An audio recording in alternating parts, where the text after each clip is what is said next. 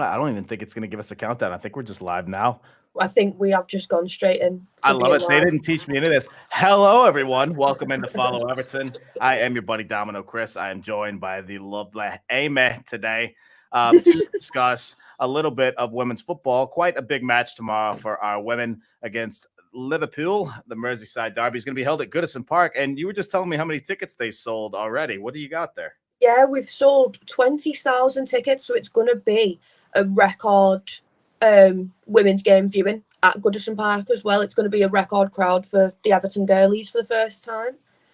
They've just opened the lower Bullens, and tickets are for members, which I'm assuming we all are, is £4 for an adult ticket. So well worth it. Usually as well, while we're mentioning tickets, apart from big games like this and cup games, you get them for free as a member to go down to Walton Hall Park. It's not far from Goodison either, so... Right, and still some available. If you haven't checked that out, please do. I believe the game is at 7:30 p.m. tomorrow night. Funnily enough, on my daily digest yesterday, I said the game was at 2:30, and that's because it was showing up in American time, which I don't think many viewers here care about. But it is what it is. Just a little, only what I can see, right?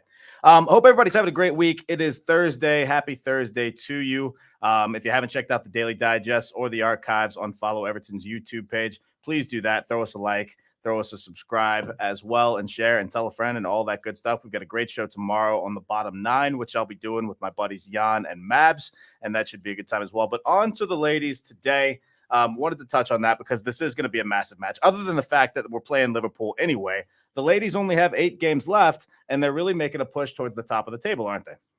Yeah, we're fighting up there to get into that top 4.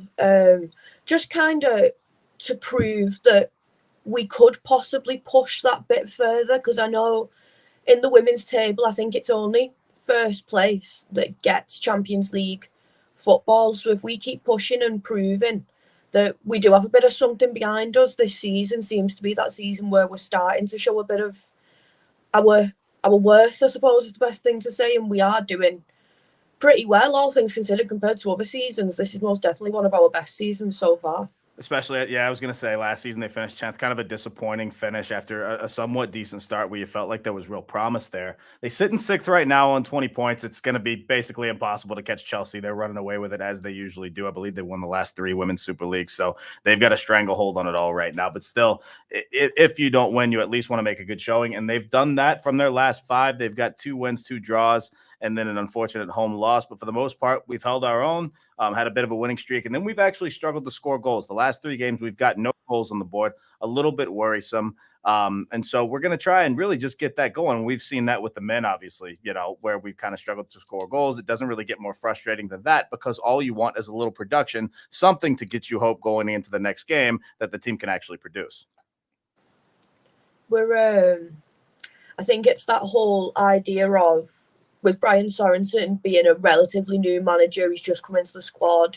He's kind of still learning the best places for the girls to be in it. But when I've watched us live, it does seem like there's that bit of passion and drive to get there compared to other seasons as well. So I do think it's not really something massive to worry about. I think it's sizing up the other teams now and how they play rather than figuring out how we're supposed to play, because we've done really well in terms of our positioning and stuff like that. We seem solid. So I think it's just figuring out how to get around these other teams in the league and stuff now. Peter's got a good comment here. Can we put some of the women in the men's first team? Some of them actually look better than them. To be fair, we've had a good last few weeks. But, I'd say about 3 or 4 months ago, Pete, you might have a point there. It's been rough sledding this year, but you know what? They say we're on the up and up, and I'm going to try and roll with that. I'm trying to stay positive. There's no Ryan here today, right? There's no room for Mr. Negativity. Don't start. Anyway. I'm as negative as the rest of them. Oh, but God. No, we do seem to be doing a bit better now, don't we? Well, it always helps when you have, let's be honest, we have an international break, right? So they shouldn't be, at least the men won't be disappointing us this weekend. But like I said, listen, it really is a positive thing. They've taken great strides, but that's another story for another day and another show. Liverpool currently sit 8th on 14 points. And quite honestly, I don't care what age group or what gender it is. It's just nice to be above them in a table for once. But I no, think we've won 2 more games than them this season. Is that right? that's right. Yeah, they're on Yeah. 4 wins, 2 draws, and 8 losses. They did win 2 of their last 4 though, so they were actually struggling a lot harder than people think for a little while there. And we had quite a showing there at Anfield earlier this season. We thrashed Liverpool 3-0. Could have been worse than that, quite honestly. It was good to see that because it's good to see the women get up for those big matches, especially in a big atmosphere like Anfield. And it's going to be really interesting to see because they're not used to playing at Goodison Park, right? Let's be honest. Walton Hall Park is where they play, a capacity of, I believe, 2,000, much less than what we're going to see. It's going to be a fun atmosphere. And I'm really curious to see how they respond to that. I think they'll thrive off it. I think if you get down to Walton Hall Park, posh. If you get down to Walton Hall Park at any time, you will see there's like a stand that's covered, and there's always people there singing, chanting. They've got a drum. It's brilliant, but they do seem to thrive off it. Like when we start singing, they seem to push further for it. It seems to be something they enjoy because it's not been many years now where they have had that. I don't think. Like it was after the women's Euros, wasn't it, where they got the big bounce of support and stuff, where people were thinking maybe I will go and sit down and watch this now. And I think for them, having something that good that they're not used to really does help them massively, because we had quite a big crowd at Anfield as well, and they proper pushed there, and it was nice to see. Because the men's team seem to get a bit nervy at Anfield, don't they? Whereas the girls took it the not the complete other men's way. team. No, they always show up when we go to Anfield. What are you talking about? Especially this season. No, I really wish that would be on more of a continuous basis, and you kind of see that in the U.S. as well. I can relate because the U.S. women have been obviously quite good in the Women's World Cup in the last, well, really for a long time, for decades, but especially in the last couple of them. And you do get that sort of bounce, like you said, immediately after. And you could say that for the men as well. I mean, honestly, that's how I got into football 20 years ago anyway. It was after a World Cup where, a couple of our players played for Everton, et cetera, et cetera. There's always a bounce out after that sort of thing. But for some reason, it keeps dying down, both on the men's and the women's side from a national perspective. But it's good to see the great support that we have for the Everton women. And that goes a long time. The hashtag altogether now is used in a few different ways, right? Obviously, the FA Cup run. Obviously, this season has been more towards the protests and the board, et cetera. But I really think that could be used for a lot of reasons, for good, for togetherness with the women, with the U18s, with the U21s. Guys, we're all Blues, right? At the end of the day. And I think that goes a long way. And so it's really comforting to see that support. Like I said, £4 for a ticket. If you haven't got a ticket yet, it's a great night out. It's going to be fun. And again, it's always a massive game if we're playing these guys, no matter what it is, right? It's just being there to support the Blues, in it, like especially if you can watch one of us get a win at some point. That might be nice as well. You're 100% right. We play all together now before the girls' games as well, so I think that is something that they can get behind as well. That it's just feeling, it's that word inclusivity in it, and I know it rubs some people up the wrong way, but as a girl, I can tell you that there's nothing nicer than sitting down at the footy and feeling welcomed, because it is a male-dominated sport. Right. I don't sit there surrounded by women every game at all, and it's not a problem, obviously. I don't get it, but when you are sat there and the lads are happy to have a conversation with you, being welcomed onto things like this, and it's just nice to feel like we do have a place within it. And I think girls' football does deserve some sort of support if you can get down there and support them. If you go once and you don't enjoy it, fair enough, but it's worth trying at least once, especially in games like this.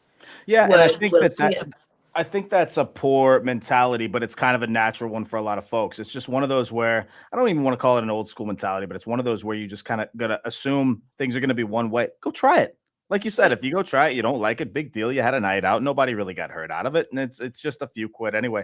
Peter says you still cheated in the World Cup semifinal against England. Someone's still a little bitter after a while, but I'll keep my American comments to myself strictly for this broadcast, but you never know what can come out tomorrow. We'll see. Hey, thanks for joining us, Pete. Thanks for everybody for joining us. We appreciate you checking it out. Like I said, if you haven't followed it yet, on Twitter, it's Follow Everton. On YouTube, it's Follow Everton. Amy and I have our Twitters down there as well. I wanted to talk to you about that because I've not had the pleasure of going to a women's match when I've been over there. The dates just haven't lined up. I was actually meant to go to this one, but had to come back to the States a little bit early.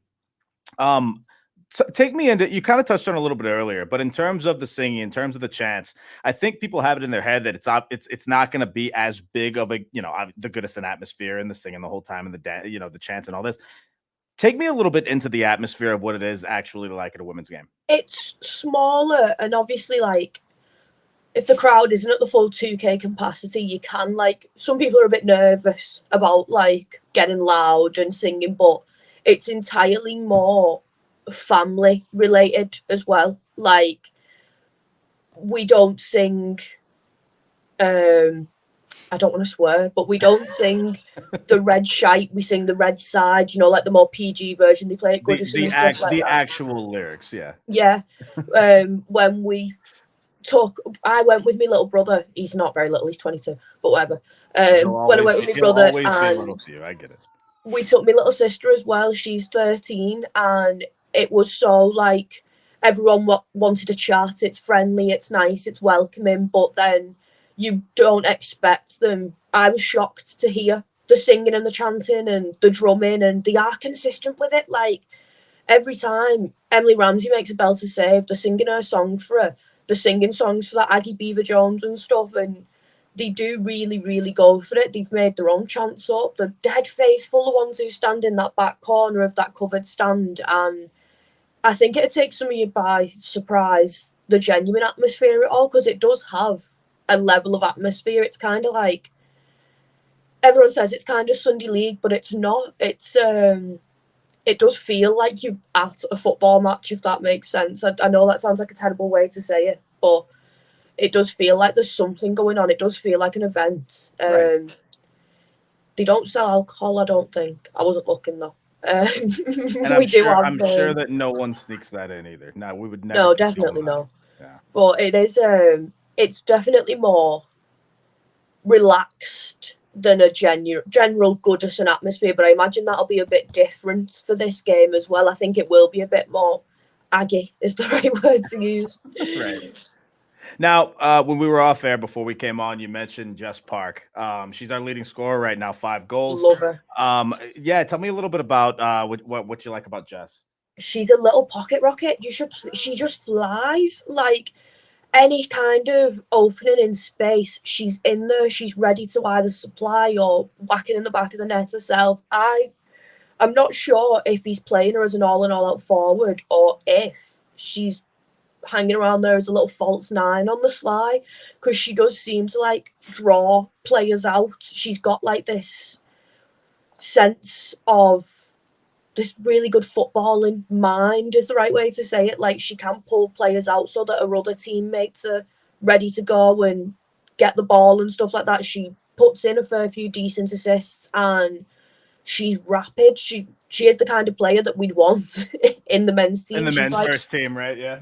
She's a Damari Gray with more goal output. She's got brilliant pace, and she's tiny. She's so small. She's smaller than me, and I'm 5'3" at best. And she just seems to, like, pop up exactly when you need her in the right places and stuff like that. I don't think Man City are going to let us keep her after the showing she's put on this season for us. I think they're going to take her back. I saw an interview she did a couple of weeks ago on that same topic, and it's one of those where it's kind of unfortunate because you finally get the spark, and it's almost like the kind of what Lukaku was many years back, right? We were kind of worried that we weren't going to get him on a permanent basis. We finally have this goal scorer that's doing amazing things, other than Timmy Cahill at the time, who had done stuff for a while, and we're thinking this is our next new striker, but we're never going to be able to keep him. Sure enough, we did, and obviously his output spoke for itself. So I don't know. It's one of those where I'm keeping my fingers crossed. I don't want to eliminate it until it's for sure. But the record fee, we were talking about it in January because Arsenal wanted to sign one of United's better players. I think it's just under £1 million. It might be £1 million now for the highest player. And if Everton are willing to put that money forward for it, that City demand, we might be able to get it because her dad's a Blue as well, apparently. Right. So he'd be like, go on, girl. Go on there, because she is more likely to get game time with us. She's just been called up to the England squad because of how she's playing for us as well. Sure. Whereas City do have other Jess Parks, not like exactly like her, but they do have good players who probably could argue that they deserve that place in the squad because she's still only young as well. Right, and that, I said Chelsea were running away with it. That was a little bit of a stretch. They do have a game in hand and a 2-point lead. Second and third, United and City are both tied on 35 points. City's won 4 on the bounce. So Yeah. you're right. It might be one of those where if they can have a strong finish to the season, they can really be looking forward to next season. What can we do better? And that might be more incentive to keep her. But like I said, we'll keep our fingers crossed. We're getting some love here. Danny J has got something for us. 2 amazing new pundits on the channel. Well done, follow Everton. Hey, well done you, Danny J. Thanks for dropping in today. We appreciate the love. Very much do. Wanted to touch on the tactics because you were speaking to me about a formation change just a bit ago. What do you have for us there? We used to play 5-4-1 and we had the third worst goals conceded. Everybody obviously slates me for 5 at the back, and there is a reason for it. Obviously, you're not as by everybody. Do you mean me? Or yeah, all of you bully me for it. But obviously, like, he came in and the first thing he noticed was we need more of a goal output. So we took the 2 other defenders that were on the sides and he moved them up into the midfield to be attacking wing backs instead. He brought Lucy Graham down from an attacking midfielder into a right wing back, and she does do really well there. She flies. She's another one who's rapid. She just flies up the wings and gets them balls in.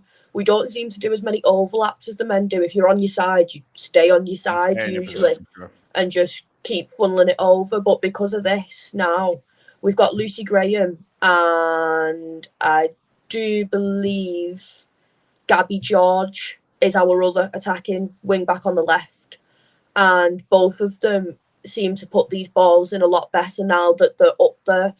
But he likes to have the back 3 of Megan Finnegan and such pushing up further. Like, they're never really sitting back like you see in men's football, where your 3 defenders don't tend to get as involved because there's only 3 of them. He pushes them up the pitch so that the other 2 wing backs don't have to come zooming back. They can stay in that attacking mindset, and sometimes it leaves us a bit open and teams do find a way to sneak round the back of us and stuff like that. But generally, compared to last season, much better. We have a much better passing accuracy, much better possession, and we have a better goal output as well. If you want to talk about that XG nonsense. And that's the thing for me, especially with a squad like that. I admire that more when you have a team that's willing to go for it like that. Yeah, it leaves you just a little bit open. It's almost like a roll of the dice, as we've spoken with the men's team as well. When you have the attacking wing backs and Dwight McNeil and Alex Iwobi and all that, I like that because it just shows me you're betting on yourself. You're betting on your own team. You're instilling the confidence in the players to have the confidence to go up and actually have something in the attack. 5-4-1 might be my least favorite formation in football. And so to hear that we're finally, and that goes for no matter what gender or age group it is, because I feel like that's almost, I hate to use the term just almost giving up, but it just feels like parking the bus, isn't it? That's really, what I mean. But again, that is the most, I get that there's tactics, I get there's strategy involved in that in certain games and certain, whatever the case is. It's just not a team I want to see because it's almost like you don't have any confidence to actually have your players go up and have a go. Not my favorite, but 3-4-3. We are looking at 3-4-3. Usually that's our standard kind of formation this season, and it is doing well in terms of goal output and stuff like that. Because if you can net 2-3 goals and you only concede 1 goal, shock horror, you've won the game. Yeah, that's usually a win. I think anytime you throw the yeah. Okay, so we said 3-0 earlier this season was the final. What do you have for tomorrow's match? Score predictions. I think it's going to be not going to be as high as 3-0, and they have brought in some players in January. There's a girl in there who I can't remember her name for the life of me. I'm not going to pretend like I follow Liverpool Women's football signings at all. I saw her all over Twitter because the boys were very excited about her. But yeah, she is a brilliant footballer, and she's helping them in terms of the attacking output a bit more. They're not as strong as us defensively in the slightest. So I think we could go for a cheeky 2-0, 2-1 maybe. Yeah, but with a Goodison crowd backing the girls, enjoying the day, treating it like a normal match day, I think that would be a bit unnerving for the Liverpool women, and the Everton women will appreciate that a lot more than we think. And rather than it being unnerving and a bit, that's a lot of people, I think they'll really thrive off it, and I think we will go in again. If we can do them at Anfield, we can do them at home. Yeah, you're right. Defensively, Liverpool 26 goals conceded in 14 matches this season to our only 14. I'm going to stick with the reverse fixture scoreline the same. I'll go 3-0. Why not? I really think it's one of those where, like you said, usually teams that concede a lot of goals are like the Everton men usually are in the sense that, except for last week, of course, but in the sense that once you concede one, you kind of hang your head and leave yourselves susceptible to another. So I'm going to call it 3-0. Either way, I think it's going to be a clean sheet, and I'm really excited about that. One more time, if you haven't got tickets, you said that they are £4, right? £4 for members, so worth it. I think you can get as many tickets as you want on a membership as well. So if you don't have a membership and you know someone who does, you only have to buy them a pint and it's sorted. Yeah, the pint might actually cost more, right? Especially at Goodison these days. Prices have gone up on everything. It's driving me mad. I could talk about how it is in America, but it's just as bad overseas. At least it was the last time I was there. It's been absolutely awful. Like, I noticed it most when me 89p hamburger and Mackey's went up to £1.20, and I was like, I'll never. So when I'm growing up in the 90s, we had I was just telling folks at the casino in Liverpool about this because we had one of the, a vending machine. Basically, you get a can of Coke, 25 cents. So we'd always just, bring our quarters, 25 cent, bang. I'll never forget the day that went up to 35 cents. It was like the world ended, right? It's the mid 90s, and all of a sudden you have to have extra change. And I mean, now you're lucky if you can get one for less than $1. I mean, it's so high and fast. Somebody told me the other day a single meal, even a kid's meal or whatever it was, is at Mackey's, as you say. I'm learning the Liverpool dialect here. Is a kid's meal, $8, $9, $10, whatever it is now. What are you guys doing? What? How are you supposed to take someone out for a treat when it's costing half your weekly food shop? Well, I guess you have to love them more. All of a sudden, the treats become now like, a family, take the family out for and not to mention, I mean, sporting events are even worse sometimes over here because now to actually take a family, especially in the American system, because it's harder to buy tickets together. So to take a family out, I mean, you're talking hundreds. It's ridiculous. If my dad wanted to take, because there's 5 of us in the house. My mum won't go. She's not out. But it's me, Jack, Lucy, and my dad. That's 4 of us. Sorting Spurs, you're going to get Lucy on an adult ticket anyway, probably. That's £50. That's £200. I'm terrible at maths. 200 Great British pounds to watch us get beat. No way Mark's doing that. Not to mention you haven't even bought drinks yet or anything else. Yeah. But for £4, that's £20 instead. Right, exactly. It just says more of a deal for this. Listen, if I was over there, I absolutely would go to this. Like I said, I was meant to be there. I wish I could. But if you haven't, at least listen, check it out. I'm absolutely gutted, to be fair. I think it was supposed to be a few days before I went away, but now I'm going to be away because we all wanted to go. My dad, my brother, and my sister were more than excited to go. I was just about to ask you where you headed. Tell our lovely audience where Amy will be in the next couple of days. I am going to Milan. Ooh, fancy, posh. Hopefully they have a Mackey's there, because I can't imagine what they're going to charge for a meal. We're kicking off about £200 for the tickets for the family. Christ, it's going to be extortionate, isn't it? Well, if I could change your name to Pish Posh right now, I totally would. If we could get that trending worldwide on Twitter, that would be fantastic. I'm like Martin Lewis regenerated, honestly. I have spent more than a tenner when I go out. I'm fuming. So you said you're not a big fan of flying, but that's not a long flight, is it? I think it's 2 hours, which I can just about cope with. It's 2-3-ish, I think, because they changed I don't know if they changed the time on my app to tell me I'm landing at 25 to 9 Milan time. I don't know if that's technically 25 to 8, so it's only 2 hours. I don't really know. But I'm just going it and see what happens. You'll have to translate this comment for me. Edna, are we on about what is her name? No, this is just before my time. My dad would be able to tell you exactly what it means, but he's like, Milan, darling, Milan. I know that. I've seen that video. Amy Lewis. That's what everyone calls me. I couldn't be more jealous. Obviously, I'm sure you'll be fine dining on some great Italian food. I've been to Italy once, and it was literally the sickest I've ever been in my life. And I had dreamt of going to Italy for so long, and then all of a sudden I get there. And I think, honestly, this was January 2019. I'm pretty sure I had COVID before anyone knew what COVID was. And I'm telling you, it was some sort of double pneumonia, I'm ready to die type thing. And on the last day I was there, I finally made myself walk out and just get some food and at least just see some stuff. But it was the most miserable. So that's one of those where I have redemption on my bucket list. Hopefully in the next few months, we'll see. It's The Incredibles. It is. It's the woman with the hair. Oh, yeah, I don't know. Never seen it. That is not before my time. I am not that young. I am disappointed in myself. What The Incredibles is a movie, right? Yes. Yeah. Okay. With the family of superheroes. Little baby Jack. Gotcha. Yeah. Yeah, I would.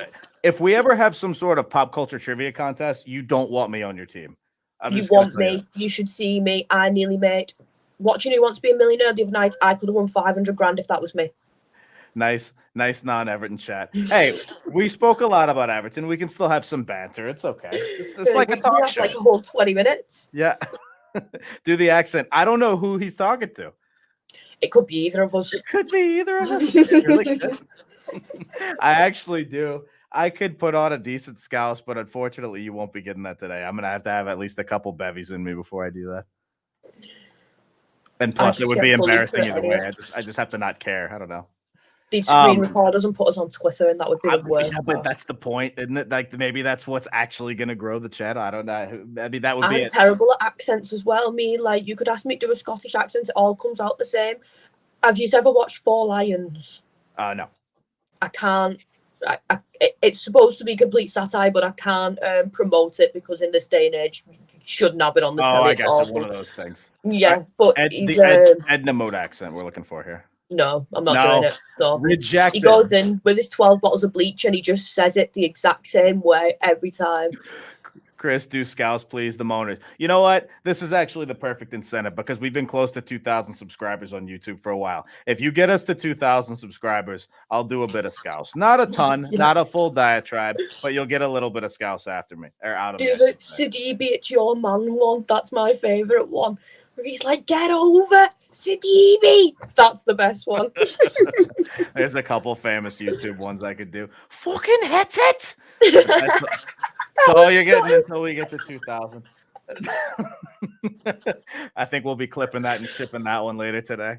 Oh wow! But that's a perfect way to go out. Listen, like I said, one last plug for the women. We're all together now in support, especially tomorrow against the Reds. 3-0 I picked. Amy's picked the cheeky 2-0, as she says. $4 if you haven't checked it out for members. Check out tickets. I'm sure you can see those at evertonfc.com or just a quick Google search, Everton Women tickets. It's not hard to find. The game will be at Goodison Park, which is a big deal for all of us, a big deal for the ladies. We want to make it a hostile atmosphere. We want to make it a fun atmosphere, and everybody get out and support them. We love it. Amy, I'm going to let you wrap this one up any way you please. So up Toffees, up the girly Toffees. Ryan's going to love me for this one. If you haven't already liked and subscribed, please. I can't do it. I can't be that serious. But come on. Subscribe, hang on. Like, turn notifications on. Tell your mates. Tell your family. Take everyone the girlies game. Honestly, if you haven't been and seen them yet, keep your eye out for Emily Ramsey as well. That girl in goal is insane. She's on loan from United, so you see her before they say goodbye. Jess Park, wonderful player. All of the girls are brilliant. If you go in, please be safe, enjoy yourselves, and have a lovely weekend, because I won't see you now until maybe 2 weeks, maybe longer. I'm going on holiday again after this one. Something tells me you'll be on your phone in the comments. Yeah, well, we sure hope so, right? Yeah. Thanks everyone for joining us. Like I said, tomorrow we have at 4 p.m. I believe in GMT, or how do we say 4 p.m. or do we say 1600 p.m.? How do you say it over there? Depends how military you want to go with it. Yeah. 4 p.m. Do we want to go all military? No, we won't do that. Either way, 4 p.m. tomorrow, we have a bottom 9 show. As we've discussed before, it's kind of a mini league right now with the bottom 9 teams. 12th through 20th, separated by 4 teams. New manager changes, especially possibly at Spurs. Not that that's relevant to the bottom 9, but just that whole saga is enthralling. I'm sure we'll have a bit on that. Palace reappoint Roy Hodgson. Is that just in the nick of time, or is it going to hurt him? We have predictions tomorrow. We have hot takes. Mabsy's going to be on for the first time in a while, and that means he's got a lot of stuff built up that he wants to say. Probably a lot of nonsense and shenanigans, but whatever the case, it's going to be fun to analyze that. That's tomorrow, 4 p.m. Me, Jan, Mabs, and that should be a good time. And always, Domino's Daily Digest. You can find that on our YouTube channel at Follow Everton. She's Amy. I'm Chris. It's been good to see you, and we hope to see you again. Up the Toffees. Up the Toffees.